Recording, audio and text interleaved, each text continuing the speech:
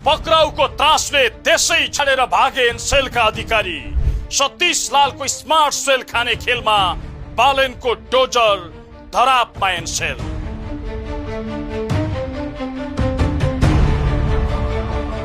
वैशाख 31 गते महाराजगंज स्थित एनसेलको मुख्यालयमा सीआईबीको टोलीले छापा मारेर ल्यापटप सहितका महत्त्वपूर्ण फाइल र कम्प्युटरहरू नियन्त्रणमा लिएको थियो।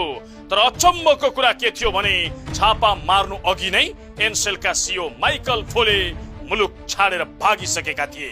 अनुसन्धानको सुई आफूतिर सोझिने निश्चित भएपछि उनले वैशाख 29 मा नेपाल इन्भेस्टमेन्ट मेगा बैंकलाई एउटा रहस्यमय पत्र लेखे। हामीले स्मार्ट टेलिकमका लागि तिरेको 4 अर्ब 60 करोड रुपियाँ फिर्ता गरिदिनु र उनी सुटुक्क सिंगापुर उडे। भाग्नेमा सीईओ फोले मात्र छैनन्। एनसेलका चीफ फाइनान्स अफिसर इनामोल कबीरदेखि human resource officer Afrin Huda सम्मको टोली अहिले नेपालमा छैन। उनीहरू सबैलाई एनसेलको नेपाली एजेन्ट विवादित व्यवसायी सतीश लाल आचार्यले भगाएको आशंका गरिएको छ।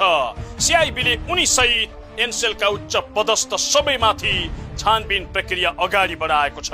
सरकारी हुन आएको जान्दा जान्दै स्मार्ट टेलिकमको 30 अर्ब बढीको सम्पत्ति कौडीको भाउमा एनसेललाई दिलाउन ठूलो जाल बुन्ने मुख्य योजनाकार नै उनी भएको स्रोतको दाबी छ।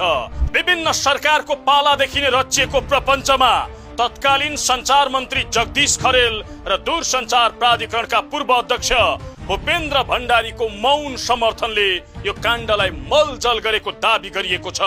तर बालेन शाहको इन्ट्री पछि यो सेटिङ भत्किएसँगै अहिले सबैको सातो गएको छ।